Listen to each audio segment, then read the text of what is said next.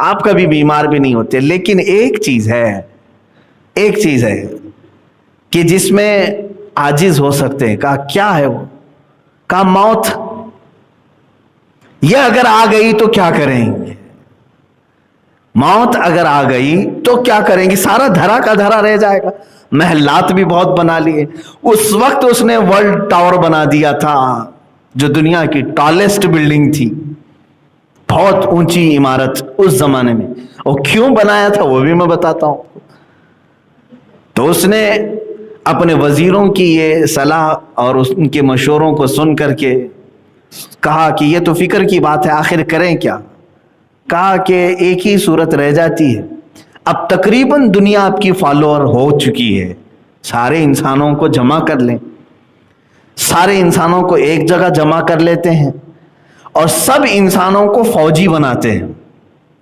سارے انسانوں کو فوجی بناتے ہیں اور ان سب کو لے کر کے خدا سے لڑتے ہیں. پوری دنیا کو ایک طرف لے کر کے خدا سے لڑتے ہیں. اور ایک بار اگر اس کو مار کر ہم گرا دیے تو موت اور حیات تو ہمارے ہاتھ میں ہوگی. اب دیتا تو وہی ہے نا, موت تو وہی دیتا ہے. تو ٹارگٹ اسی کے ساتھ کیوں نہ کر دیا, اسی کو کیوں نہ کیا جائے. تو اس کی بات یہ لگی کہ ہاں یہ کام شروع کرنا چاہیے. تو چیلے چپاٹوں نے پروجیکٹ دیا اور یہ کام شروع کر بھی دیا. اسے معلوم بھی نہیں ہے, عقل ہوتی تو خدا سے نہ لڑائی لیتے ہیں. یہ نمرود نے تیاری جب شروع کیا تو سب سے پہلا کام کیا کیا انہوں نے؟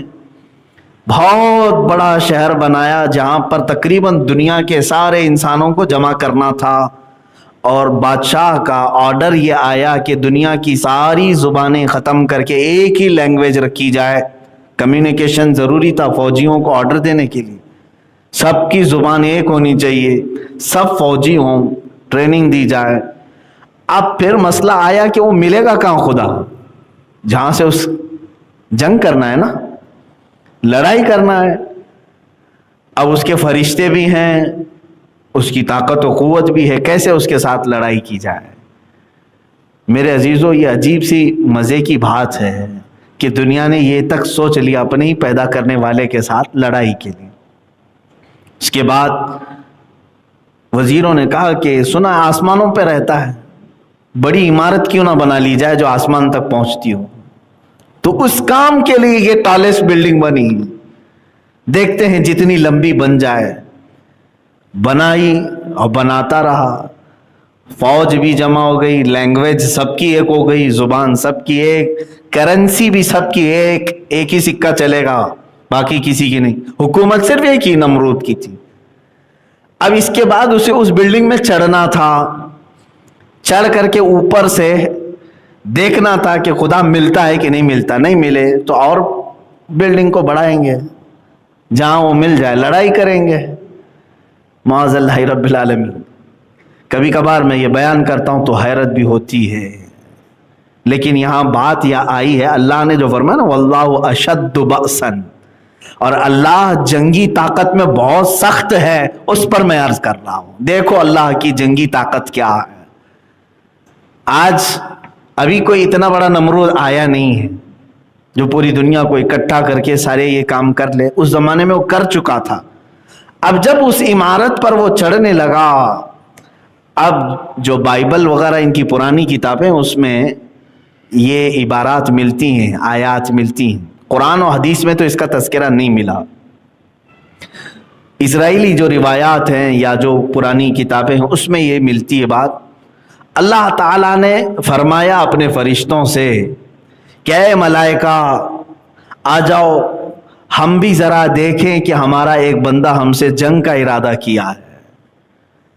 اللہ تبارک و تعالیٰ نے فرشتوں سے فرمایا تو ملائکہ سب کے سب اللہ کی بارگاہ میں عرض کرنے لگے کہ اے رب ذوالجلال, ایسے شخص کو کیوں نہ ہم ہلاک و برباد کریں. اللہ تبارک و تعالیٰ نے نہ اپنے لاکھوں کروڑوں اربوں فرشتوں کو, جن کی تعداد کا علم ہمیں بھی نہیں, بارش کے قطروں سے زیادہ اللہ کے فرشتے ہیں, بہت, ان کی تعداد کا کوئی اندازہ نہیں کر سکو گے آپ.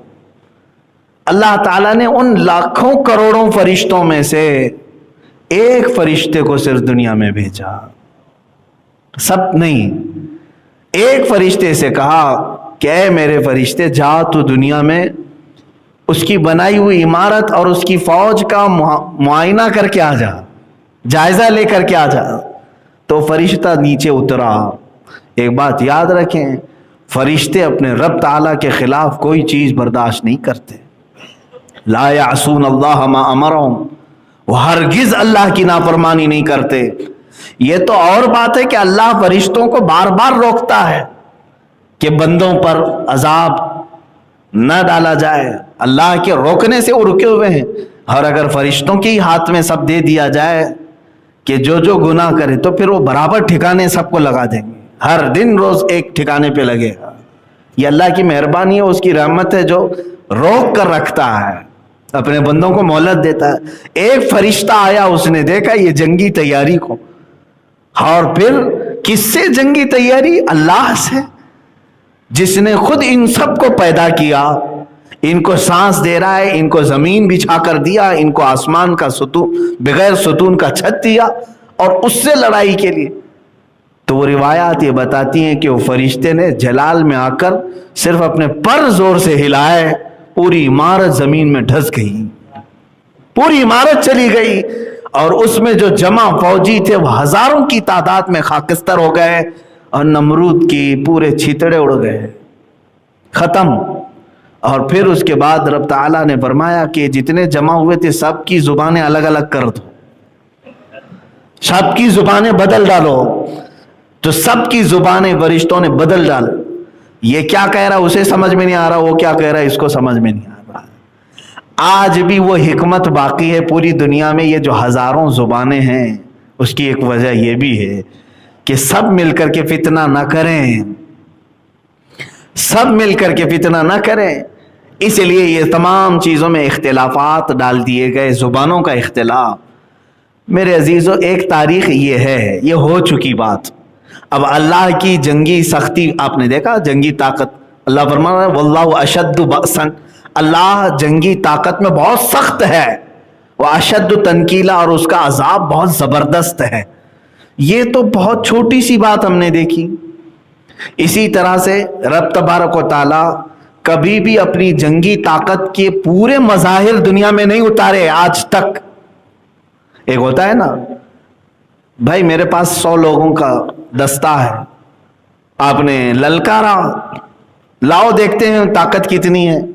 اگر میں نے 2 کو بھیجا تو گویا کہ 2% ہی تو اتارا، 10 کو بھیجا تو گویا کہ میں نے 10% ہی اتارا۔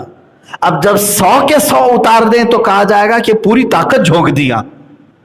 آج تک دنیا میں رب تعالیٰ نے جنگی طاقت کے لیے اپنے پوری طاقت کا کبھی مظاہرہ نہیں فرمایا۔ ایک فرشتہ آیا، 2 فرشتے آئے، یا زیادہ سے زیادہ 5000 فرشتے جو میدان بدر میں اترے تھے میرے نبی کی حمایت کے لیے۔ وہ بھی اس لیے نہیں کہ وہ کافر اتنے سخت تھے کہ 5000 سے مقابلہ کرانا تھا۔ کبھی آپ سوچتے ہیں بدر کے میدان میں جو مشرکین آئے تھے وہ کتنے